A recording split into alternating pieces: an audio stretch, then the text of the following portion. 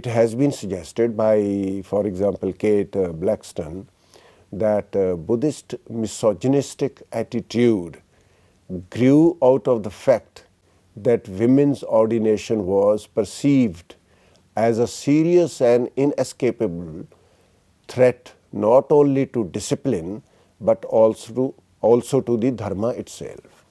In the latest strata of Pali Tipitaka, that appears to have been added many centuries after the death of the Buddha, it has been suggested that a woman cannot attain to the highest religious ideals such as nirvana or arhatship or Buddhahood. Consequently, the feminine is seen as deceitful, destructive, foolish, greedy, imperfect, lustful, sinful, timid, treacherous, unbridled, untrustworthy, and weak in wisdom.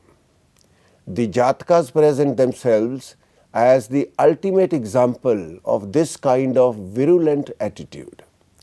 Now, it was felt that association with women was polluting and that women are biologically determined to be sexually uncontrollable. As a consequence of this kind of mindset, it was given out that the female must be suppressed, controlled, and conquered by the male.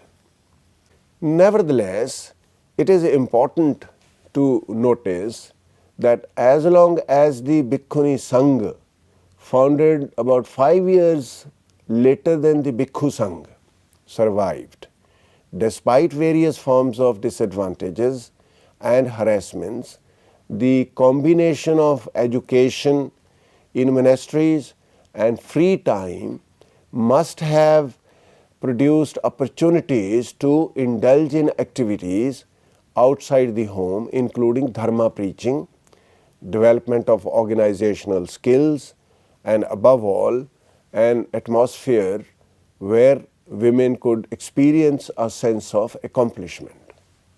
However, whenever lay people and non-Buddhists got the opportunity to criticize bad conduct of nuns and monks, nuns were treated more harshly. One of the most troubling issues in Buddhism is the 8 restrictive rules that attempt to push nuns into an inferior role.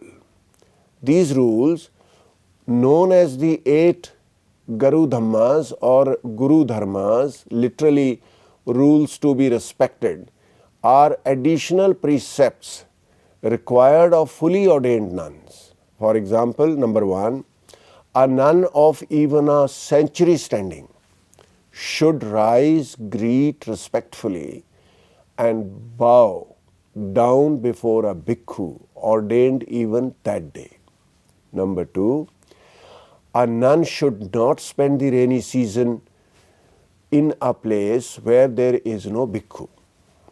3, every fortnight a nun should ask the bhikkhu sangha to give the time for the observance, that is uposat, and to send a bhikkhu to give an exhortation.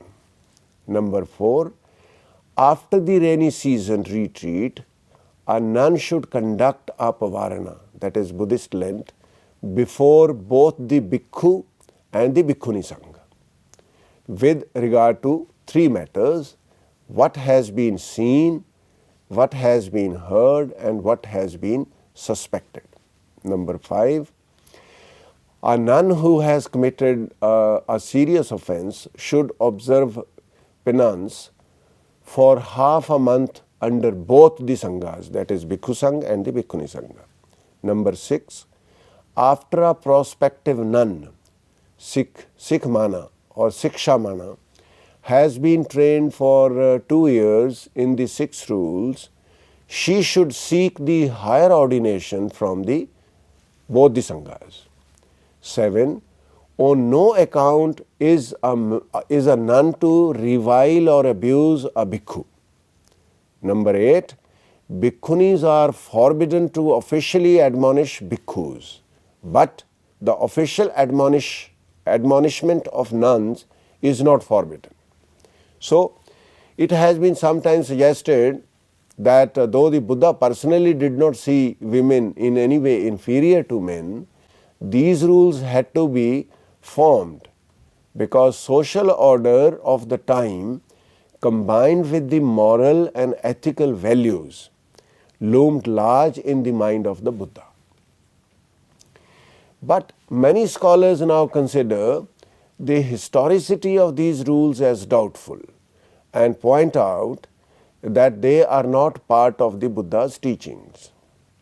It has also been suggested that they were either intended only as temporary rules or were simply set out as principles initially and did not have the status of a formal training rule until violations occurred.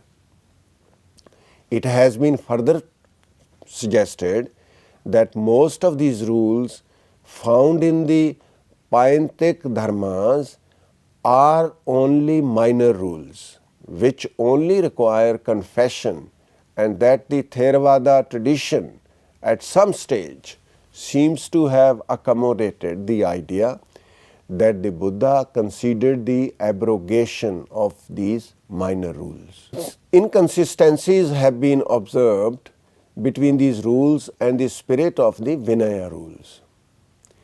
These 8 rules serve not only as admission criteria but also as rules that are to be observed for life by every nun.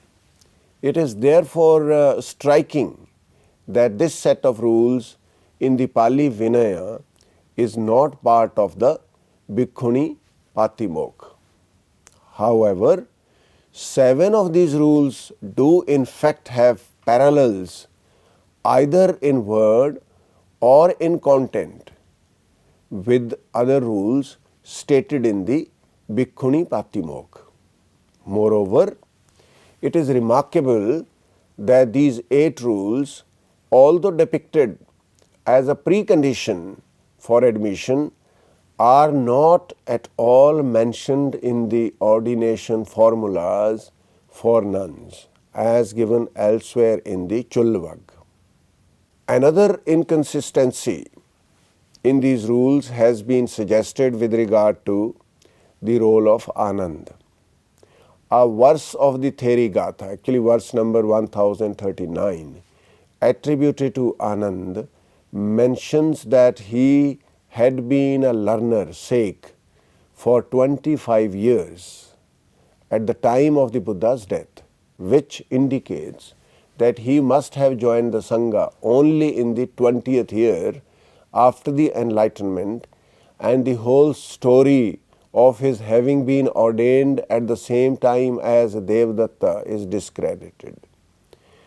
The meaning of this is that Anand was probably as much as 30 years younger to the Buddha and hence would have been a teenager at the time when the Bhikkhuni Sangha was founded, making it highly implausible and unlikely that a teenager, someone about the same age as Buddha's son Rahul, would have enough influence over the Buddha to get him to change his mind about something he had rejected 3 times on multiple occasions. So, many scholars now suggest that the 8 Guru Dharmas were interpolated into the Vinaya by bhikkhus after the Buddha's Nirvana to allow more acceptance of the Bhikkhuni Sangha.